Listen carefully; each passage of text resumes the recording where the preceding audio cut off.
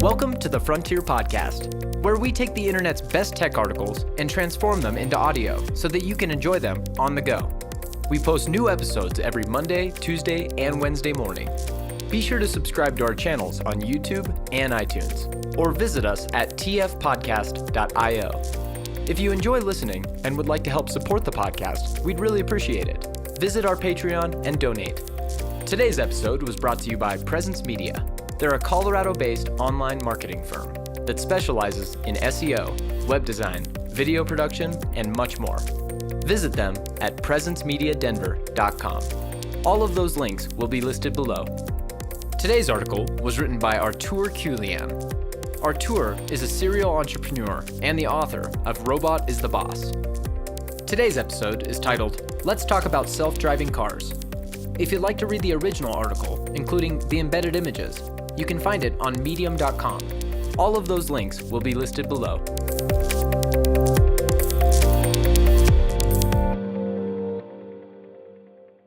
Let's talk about self-driving cars.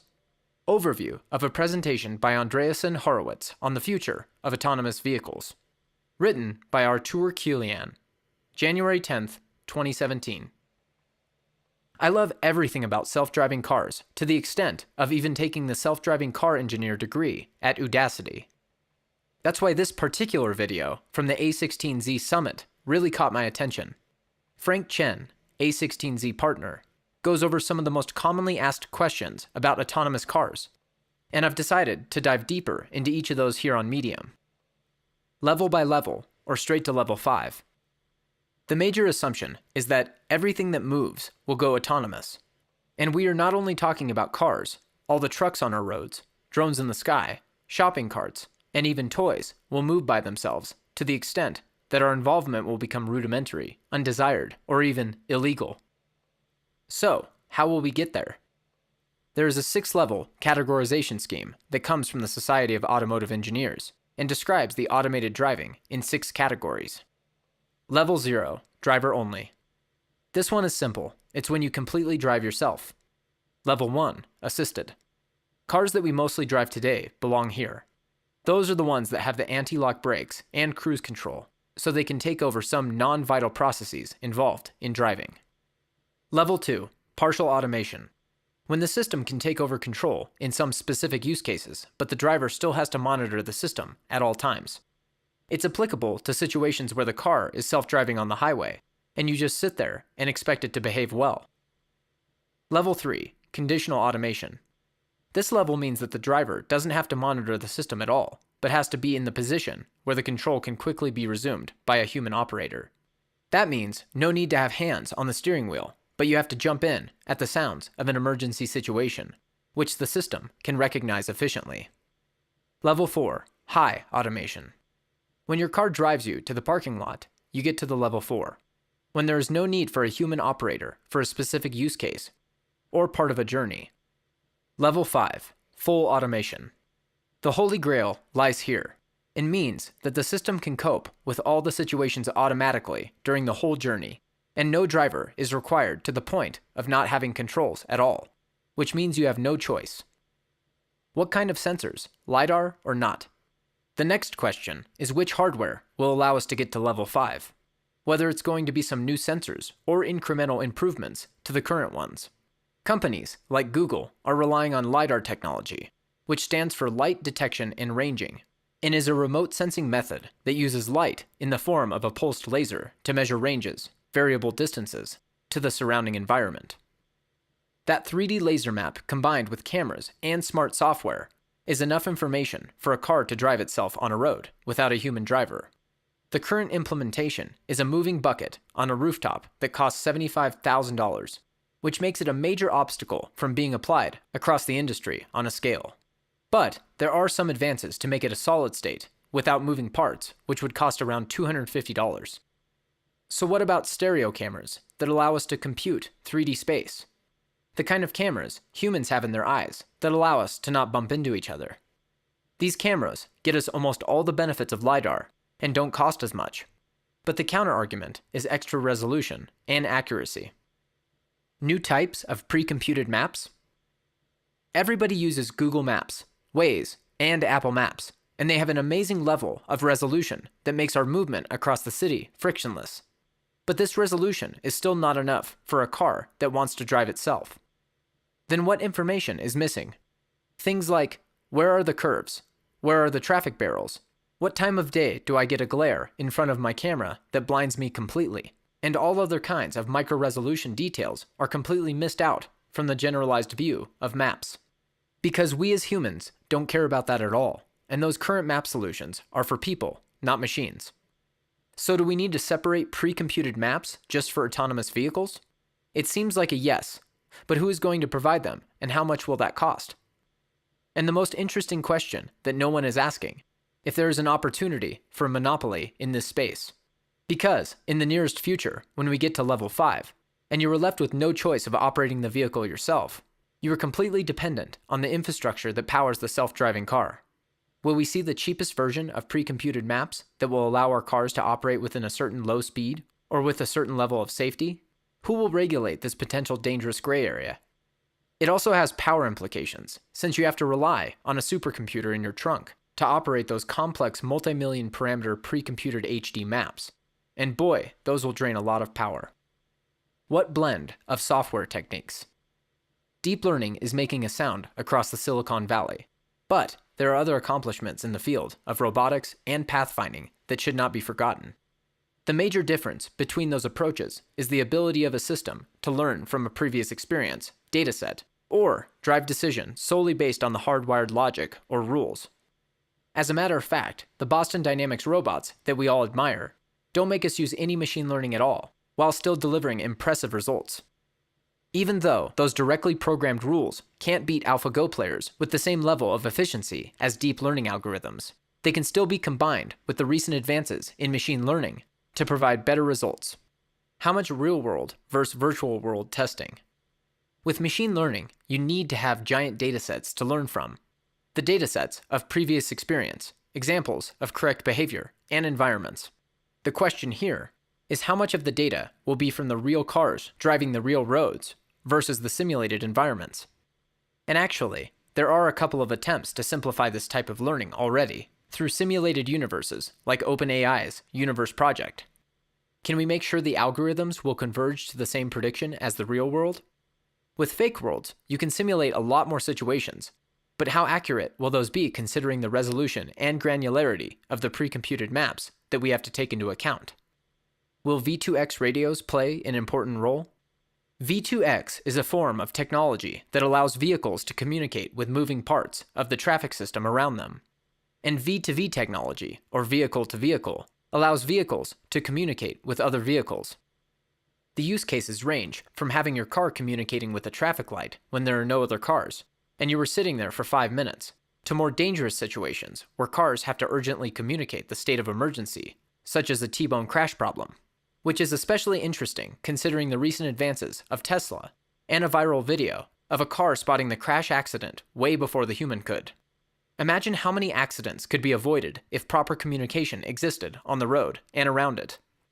The major concern here is a protocol compatibility and efficiency of communication, since the decision should happen in milliseconds, and there is no time for extra computation related to differences in a communication language. This is a technology everyone sees as a wonderful future, but no one plans for it as a first iteration of fully autonomous vehicles. Can we get rid of traffic lights?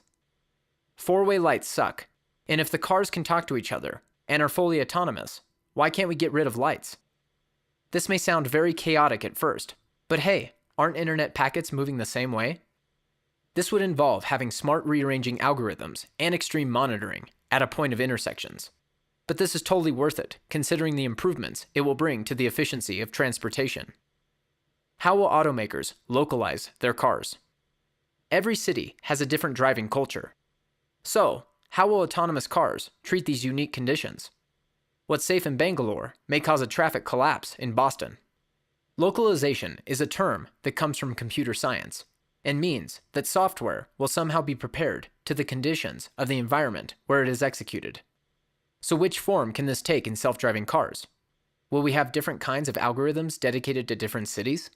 Boston version, Bangalore version, etc. for each city driving conventions? Or will we have a generalized algorithm that is able to adapt to any environment by spending some time on a road. This relates to a whole other area of research that involves creating learning rules by absorbing how people and objects around us behave. By learning social conventions and typical human behavior, cars should be able to perform better. Who will win? Silicon Valley versus China versus incumbents. The major assumption here is that the incumbents are the ones that have the easiest way to success, since they are already making cars and have all the needed infrastructure.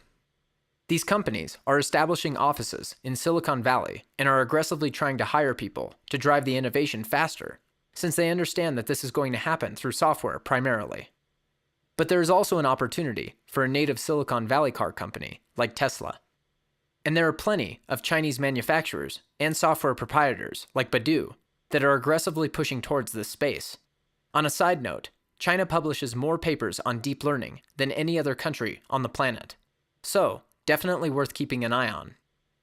Will we buy cars or transportation as a service? If we as consumers change our behavior from buying cars from manufacturers to buying transportation service from companies like Uber and Lyft, the whole load of money will start floating to another direction. This will cause the car industry to look a lot more like an airline industry, where you don't necessarily pick which plane you would like to fly on, but dedicate your money to a fleet provider, airline company. This will cause car companies to transform into B2B companies rather than B2C, and they will start selling to fleet managers like Uber. As a result, we won't see any Super Bowl ads for cars and many other things that exist to manipulate us into buying. Cars will go extinct. How will insurance change? One such change will be the insurance industry. Right now, insurance prices are calculated as a function that takes you as a driver, your demographics, cost of the car that you own, and where you live. What will insurance companies consider the ingredients within this new self-driving era? Will the efficiency of an algorithm be the core metrics, car manager, car manufacturer, or still a driver that owns or rents a car? How will the repair costs behave?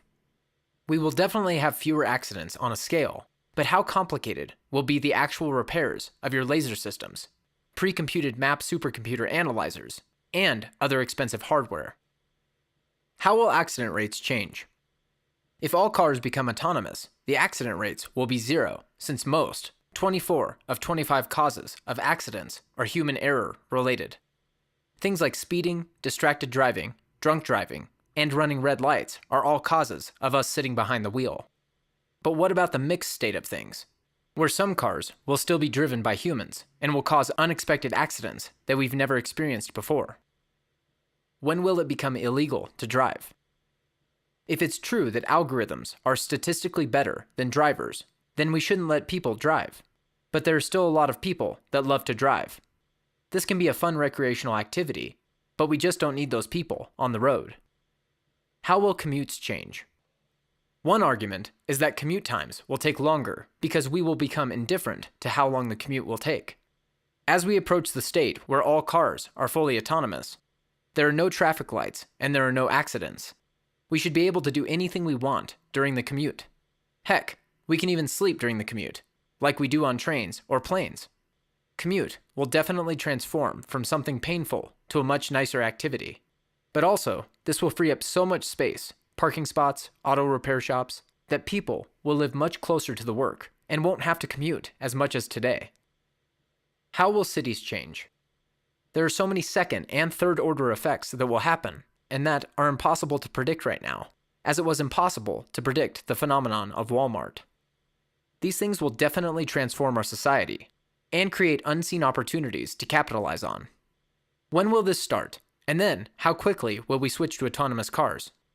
There are a number of predictions by major players that state that this will happen by 2020 to 2040. We will see this beautiful world during our lifetime. And the question is, are we prepared enough? This has been Let's Talk About Self-Driving Cars, written by Artur Kulian, January 10th, 2017. Thanks for listening. You can find more episodes just like this at tfpodcast.io. We post new episodes every Monday, Tuesday, and Wednesday morning. Be sure to subscribe to our channels on YouTube and iTunes. or visit us at tfpodcast.io. If you enjoy listening and would like to help support the podcast, we'd really appreciate it. Visit our Patreon and donate. Again, thanks to Artur. You can find more of his writing on medium.com. That link is also listed below. Thanks to our sponsor of today's episode, Presence Media. You can visit them at presencemediadenver.com. All of those links will be listed below. Thanks for listening.